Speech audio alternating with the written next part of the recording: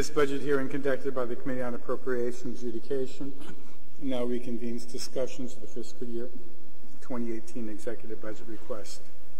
This afternoon, we are meeting with the Guam Behavioral Health and Wellness Center to discuss their budget proposal. First, I want to thank you for your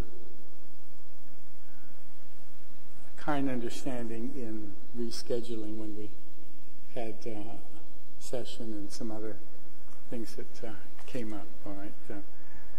I want to preface this budget hearing with the uncertainty the government of Guam faces with regards to potential negative impacts to general fund revenue collections and economic activity as a result of numerous factors, such as the H-2B visa denials, potential federal tax reform and cuts that may erode Guam's revenue base and caps on Section 30 revenue. With these issues at the top of our mind, the Guam Legislature has a daunting task of ensuring that we provide funding for the public services the people of Guam want and need. Just a brief overview, the executive budget request submitted by the governor through BBMR and provides for a 1.65 decrease for the Guam Behavioral Health and Wellness from FY17 authorized levels. Although the following request represents a decrease, and after a detailed review of the budget, it fails to provide sufficient details and comparisons on the specific items that were cut in the FY17 relative to the FY18 budget. Therefore, I would like this hearing to focus on exactly the items that were cut from the budget and the basis for these cuts. This is to ensure that the items that were removed do not jeopardize Guam Behavioral Health and Wellness's ability to execute its mission and provide services for one of the most vulnerable sectors of our community. I would like to thank the officials from Guam Behavioral Health and Wellness for being here today, and again thank them for their kind indulgence when we had to reschedule, and inasmuch as they've already been sworn in, if they would like to proceed with making their presentation. Thank you very much. Good afternoon, Mr. Speaker, Honorable Chairman B.J. Cruz, Senator William Castro. We'd like to thank you today for this opportunity, and Guam Behavioral Health Wellness Center apologizes that Director Vega is not present, but he's currently off island for personal reasons. With me today is Debbie Polino, our Administrative Officer, and Maylee Sampson, our HR. Just a few things that I'd like to offer up. Guam Behavioral Health Wellness Center fiscal year 2018 budget is around $20.8 million, and we are reflecting a cost savings of $1.6 million as compared to FY 2017 levels. The bulk of these reductions comes from 32 vacant positions being unfunded under the special fund Healthy Futures, which is roughly about $760,000. Other areas that we were able to reduce were our travel, our office space, equipment and supplies, cancellation of vehicle purchases, and other miscellaneous. We'd like to also present with you a snapshot of our business with our EFAM-CAS-D division. We had about 333 intakes. We provided 287 with services, and about 13.8% were either ineligible, refused services, no-show, or withdrawn from the program. Our drug and alcohol services division, we had about 804 intakes. We serviced about 575, and about 28.5% were either ineligible, refused service, no-show, or withdrawn the program. From our clinical support service, we had a total of 507 intakes. We have 1,922 totals that were served. Of that, 1,257 are active and 665 are discharged, and 37.3% were either ineligible, refused service, no-showed, or withdrawn from the program. Other updates that we'd like to share with you are our API, our electronic behavior system, and our CARF accreditation survey. Under the API, Guam Behavioral Health Wellness Center is compliant with all court orders and continues to work closely with Guadalupe and the AG's office. Our electronic behavior health records, we are now going on our second year. We have trained 3 super users, and all of our departments are currently connected. Our wards training is ongoing, and focus continues on inputting on treatment records and treatment notes into the system. Under our CARF accreditation, the surveyors were here June 21st to 23rd and completed a thorough review of 8 of our programs. We hope to hear from CARF within 60 to 90 days. And lastly, I'd like to offer a special thanks to all our staff and managers at Guam Behavioral Health and Wellness Center, our community partners, Superior Court of Guam, OPG, DOA, BBMR, AG's office, Guadalupe, and our chairman on health, and the 34th Guam Legislature for all the support that we've received over the years. Thank you very much. Well, thank you. And as I stated, though I appreciate the fact that you're decreasing your request, you know my commitment and my love for you're one of our biggest supporters, yes. And I'm just a little concerned. When I saw the cut in the contractual, I noticed, I just want to make sure that doesn't affect our contracts with some of the service providers, either on island or off island. I think you guys did a transfer of money this year, or was it in the last fiscal year or in this fiscal year, to help out with off-island residential care? Was there a transfer? We were working with our Laddie Treatment Center, which is on island. There was a Laddie treatment on island, but did you guys provide some additional assistance to the residential care the off-island contract? Because I know that was short. I was trying to figure out where they transferred money from, and I wasn't sure if I recall. Yeah, I believe we did have an invoice that needed to get paid, and as a result, we was working with Department of Administration and BBM. We were able to identify funding and pay those invoices. Okay, no, I appreciate that. Thank you.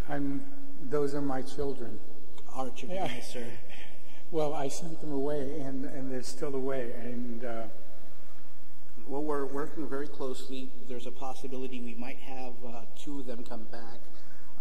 We have monthly meetings with Finer, and so we kind of discuss their treatment programs and their conditions and how they're doing, and we try to, as much as possible, ascertain, how ready they are for bringing them back to Guam.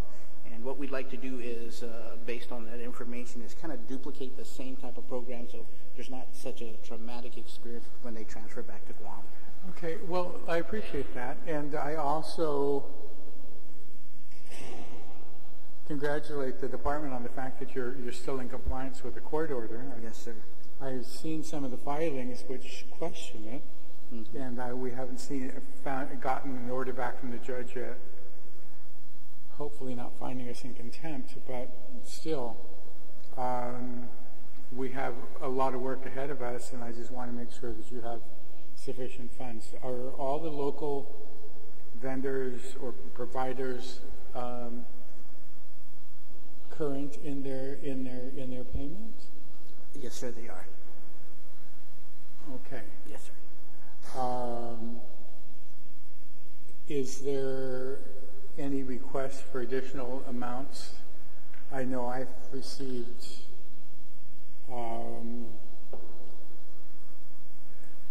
messages that some of the local drug and alcohol treatment groups would like a little more money. Is that increase in your budget, or We're actually currently working on that. We'd like to hire more counselors in the D&A division, and so I believe we are setting up interviews, and we're working on trying to fill those positions. That would be great if you could take some of that burden back. I mean, Absolutely. that really is your mission. Yes, sir. And we thank the NGOs and the NPOs for assisting us in assuming some of that responsibility, but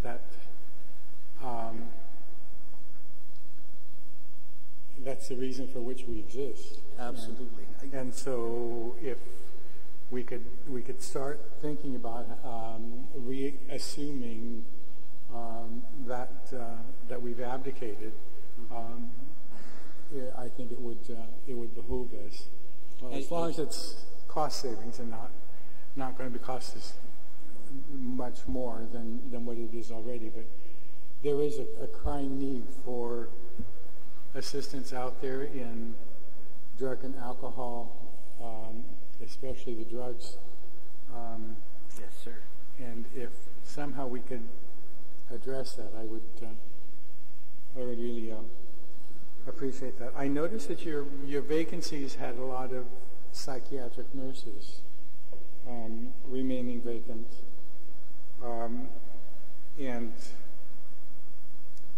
your psychologists, you still had two. We have four. I'm sorry. We have 3 psychologists and 4 psychiatrists. And that's a pretty good number. Yes, sir. How long have they been? Have they stayed longer this time?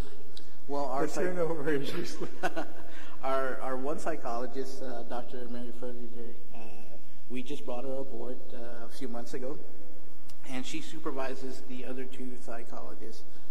So they've been there for well over a few years with us now. So with picking up Dr. Ferguson, does that reduce the number of psychologist vacancies that you have? Because we show 2. Is there still 2 vacancies in the psychology? There's 2 more, and we're looking at trying to fill those positions.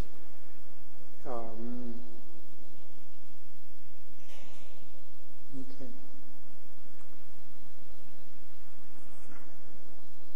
Well, rather than take up time here, if you could, in the areas where there's been a reduction, like in contractual services, supplies and material, contract, and equipment, if you could just make a comparison as to and what it was that you decided you weren't going to fund this year. I mean, I appreciate it absolutely greatly. I mean, it always seems that the agencies that I want to come in and ask for more, they're the ones that are responsible in saying they want less, and the ones that I don't come in and want an additional $1.5 million or $2 million. But I appreciate your frugality and your willingness to assist in these very trying times. But thank you. Just be aware that we'll send that information to you.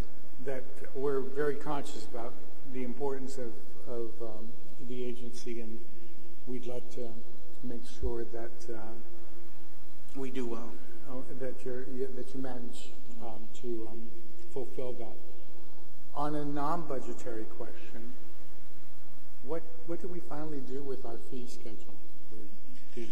Well, as we mentioned last year, we've implemented the fee schedule. We are collecting. I think we've collected $1,800 so far. We're not as aggressive as we'd like to be, and only because of the consumers that we're serving. We want these consumers to come in and receive service, and we don't want them to worry about, paying a bill. And so we don't want to be too aggressive or overly aggressive. We want them to get well, I don't either. I mean, I don't want you to be aggressive or overly aggressive on the self-pay, but it would seem to me that most of them would be eligible for Medicaid. Yes, sir. Or MIP, or they have their own private insurance. I mean, I wouldn't mind getting some back from those agencies to try to assist us in providing the services. But no, I fully understand. I mean, I pulled back the first time I pushed on it, and I was willing to sit on my hands for a little bit. But the thing is that I really do think that if we can get the payments from Medicare and from the insurance companies, Yes. that will definitely help us. So you have implemented it, and it's just an issue of collecting from the insurance companies. Correct. Okay. Your oversight chair has joined us, and so I will defer to his questions. Thank you very much, Mr. Speaker. Thank you for being here today, ladies and gentlemen. Thank you very much. Just maybe I walked in when the speaker was talking about it, the New Beginnings program. I know last budget discussions we had was the implementation of the residential side. Right? I don't know what it was called, 1.7 or 3.7. or 3.7. What's the status on that implementation? Well, it's been a real challenge for Guam Behavioral Health to try to stand that up. We've been working on trying to recruit for those positions, and it's sadly to say is we weren't able to fill those positions. The nurses, as you are well aware, that is a huge component to the New Beginnings, and our nurses are applying a DOA, but they're going either to public health or they're going to Guam Memorial Hospital, or worse yet, they go to Guam Regional Medical Center. And so it makes it difficult for us to recruit for those positions, psychiatric nursing, because they're in great demand. The other positions, are pretty fairly easy to obtain, but without those critical nurses and one psychologist, forensic psychologist, we can't stand up our 3.7 program. So is that something, though, that you factored into this budget? Absolutely. We have had great lengthy discussion with Adaloop and with BBMR. We continue to want to push for these programs and again, provide even more programs if we can. And they've given us their assurances that they will help us should we need that at that time. Okay, because I know that one of the discussions was that we have the nonprofits that are running different levels, right? Correct. And because we're having a problem trying to staff this for this program, maybe that's where you need to, the department, right, and we'll support it, work with GMH and GRMC and even with Naval Hospital, some outside we're looking at a lot of different options right now. We have had discussions with the Lieutenant Governor's office, the AG's office, and our partners as well. And so I think you're perfectly correct. I think it's probably going to be a hybrid of different things that's going to allow us to make that happen. Okay, because I'm really hoping that we can really get that started. I mean, we're seeing all the drug problems we're having, and if we don't have the service, that particular service, which I've seen and I've shared my experience with a family member in the past and how effective I think it is, if we don't have that, we're going to keep on seeing these things. And yeah, and I think with like the opioid epidemic that's ongoing right now in the United States, that's kind of like an eye-opener for us to start getting ready. I have a nephew who is EMT in the San Francisco Fire Department, and we were having a discussion about naloxone. It's a nasal passage that you would administer to those individuals who have overdosed. And so their department gets it for $1. But if it's sold to the hospital, it's $700. So those are some of the things that we have to start considering how we're try to obtain those type of services, because again, that's a kind of a preview of what's going to be coming to our shores. Yeah. Okay. So, we have the committee has introduced some measures that addresses some of the shortages in specialists, whether they be medical specialists or in the allied health. Perhaps we would probably need to expand it if you're saying there is a difficulty in recruiting individuals for this program. Then we'll sit down with you and see how we can expand it. Because one of the measures looks at providing some sort of visiting permit And I think that's something that we can perhaps take a look at that could be used for standing this program up, at least even in the interim. Thank you very much, Senator. So that, and then the other question I had was just following up on the speakers on the fees. You were going to some CART for accreditation. What's the progress? Well, we were glad to report that they came out last month, June 21st to the 23rd, and they did a real thorough review of our 8 programs. In my opinion, it was a very positive review. During the exit briefing that they provided us, they gave us some good recommendations that our staff and our managers are working on right now. I didn't really get the sense that there was anything major, but again, I don't want to make any forthcoming statements, but I believe it was a very positive review. And so we will hear from them within 60 to 90 days from the date of their review. And so we're looking at probably like September time frame that we'll hear back from them. So once you get that accreditation, that's when you can actually bill for Medicaid? Or are you billing Medicaid? Oh, when we get that, yes. But it's also part of we also have to demonstrate that we can have that capability as well. Because part of the children's mental health fees, that's subject to this accreditation so that you can actually be able to bill for Medicaid services, right? Yes, sir. Okay, thank you. That, and then the last one is the hazard pay issue. I know that you were in court for that, and there was a kind of a settlement or the agreement that you guys are going to be working on something. What's the status on that? Well, we are ready to process any and all payments, provided they meet the requirements set forth by Department of Administration.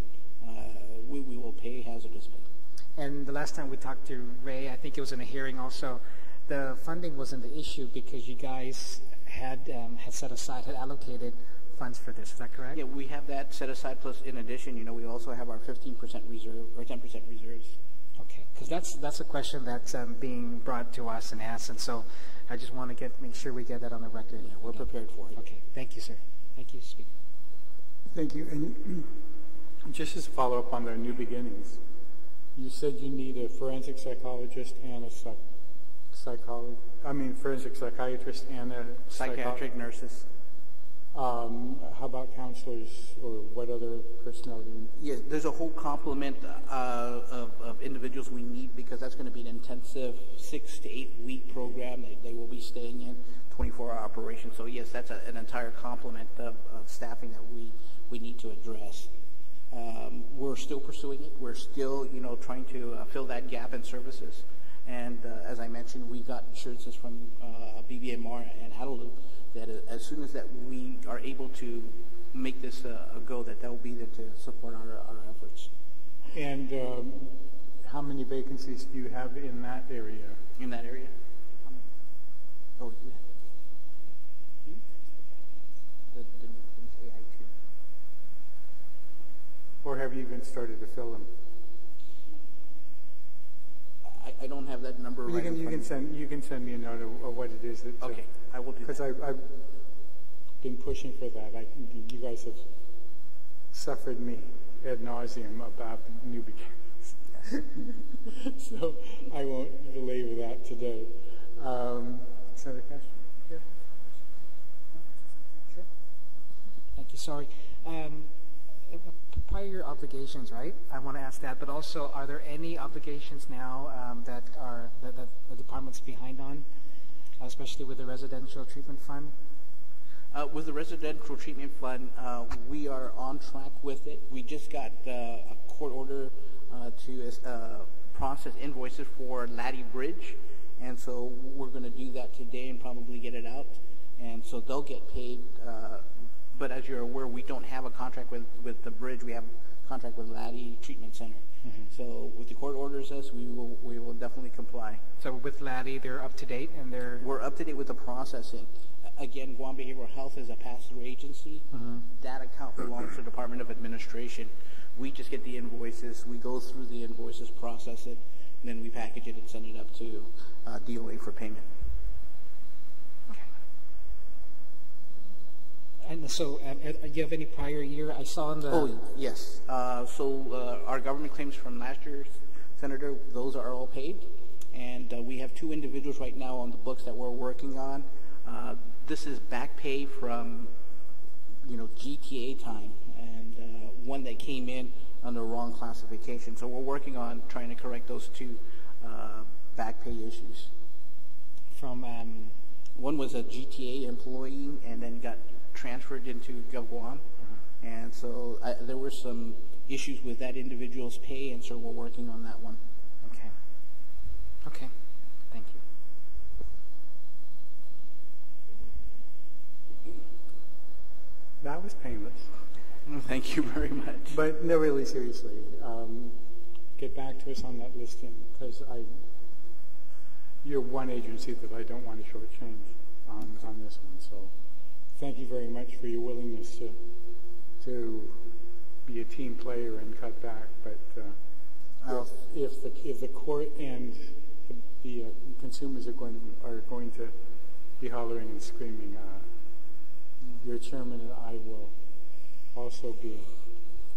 Well, I'd like to say thank you to the both of you and Senator Will Castro. Thank you for all the support, because you guys have really been a big supporter of Guam Behavioral Health, and we have gotten where we're at because of you guys. Thank you so much. And really, thank you to you and your staff. Just over the years, we've seen how it's been, and the progress you guys have made. When I don't have to dedicate so much time in calling you or Ray, then something is, there's good happening there. So please thank the staff for us as well. Hopefully, if we get that accreditation, we're definitely going to send an invite to you to please come and celebrate with us. Oh, absolutely. We're looking forward to that. Thank you. Thank you. This budget hearing is now recessed until 10 a.m. on Tuesday the 11th, when we meet with the Department of Revenue and Taxation. Thank you very much. Thank you very much.